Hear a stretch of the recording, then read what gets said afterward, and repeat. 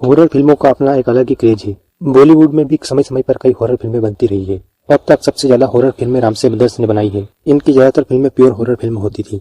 इनकी ज्यादातर फिल्मों में कोई भूत पिशाच या चुड़ैल होती थी जो आखिर तक ऑडियंस को डराती थी और आखिर में उसके अंत के साथ फिल्म समाप्त हो जाती थी। इन फिल्मों के विलन ही डरावने भूत और पिशाच होते थे। इनकी फिल्मों में कुछ कॉमेडी सीन भी होते थे जिनका फिल्म के साथ कोई भी संबंध नहीं होता था। यह अलग से एड किए जाते थे केवल एंटरटेनमेंट के लिए ताकि दर्शक बोर न हो।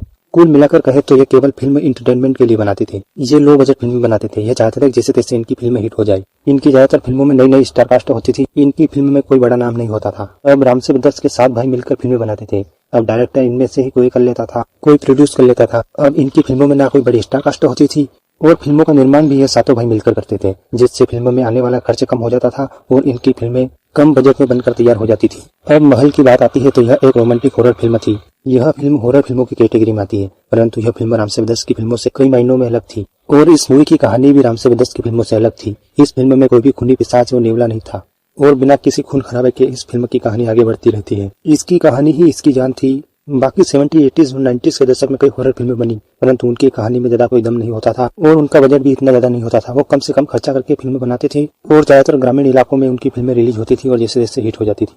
सन 1949 को रिलीज हुई फिल्म महल, यह एक हॉरर फिल्म थी, परंतु इस मूवी को प्योर हॉरर फिल्म नहीं कह सकते। आज की ऑडियंस आज की फिल्मों को देखना ज्यादा पसंद करती है और पुरानी फिल्में इनको इतनी ज्यादा पसंद नहीं आती। परंतु 1949 में रिलीज हुई फिल्म महल जो एक हॉरर फिल्म थी जिसे दर्शकों द्वारा काफी पसंद किया गया था। 9 लाख के बजट में बनी इस फिल्म ने लगभग 1 करोड़ के आसपास का कलेक्शन किया था और यह फिल्म सुपरहिट रही थी और 40 के दशक में सबसे ज्यादा कलेक्शन करने वाली यह तीसरी फिल्म थी। यह फिल्म आज के दर्शकों के बीच भी काफी लोकप्रिय है। लोग आज भी इस फिल्म को देखना बहुत ही ज्यादा पसंद करते हैं। इस फिल्म का निर्माण किया था कमाल अमरोही ने। अशोक कुमार और मधुबाला इस मूवी में मुख्य भूमिका में थे। तो आज इसी महल फिल्म से जुड़े कुछ रोचक तथ्यों के बारे में बात करेंगे, तो उससे पहले वीडियो को लाइक और चैनल को सब्सक्राइब करें। सच्ची घटना पर आधारित थी यह फिल्म। अशोक कुमार ने एक इंटरव्यू में बताया कि वह पहाड़ी के पास एक जगह पर शूटिंग कर रहे थे। आधी रात का समय था।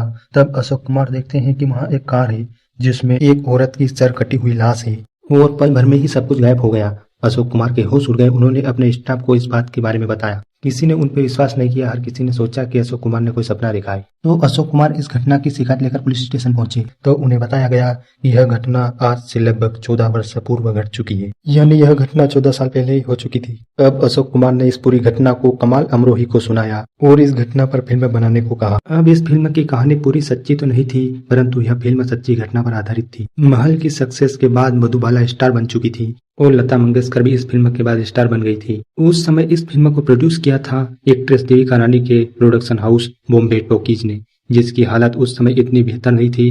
परंतु इस फिल्म के बाद बॉम्बे टॉकीज की हालत सुधरी क्योंकि यह फिल्म एक बड़ी हिट थी और इसकी कहानी और सक्सेस के बाद इस मूवी को ब्रिटिश फिल्म इंस्टीट्यूट की टॉप 10 ग्रेटेस्ट रोमांटिक हॉरर फिल्मों में शामिल किया गया। इस फिल्म की कहानी पर बात करें तो एक पुराना महल है जहां पर कामनी नाम की एक महिला रहती है जो अपने प्रेमी का इंतजार कर रही है और जब उसका प्रेमी आ रहा होता है तो उसकी नाव डूब जाती है और वह मर जाता है, जिसके बाद कामिनी भी उसके इंतजार में उसी महल में मर जाती है।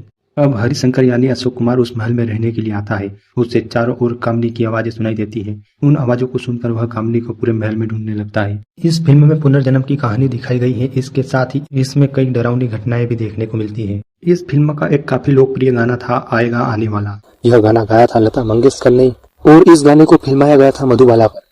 इस गाने की दिन ब दिन लोकप्रियता बढ़ती गई और इसी गाने से लता मंगेशकर को पहचान मिली और यह फिल्म एक बड़ी हिट थी, जिसके बाद मधुबाला भी स्टार बन गई थी। यह फिल्म आजादी के बाद पहली हॉरर फिल्म थी बॉलीवुड की। इस वीडियो में यहाँ तक ही।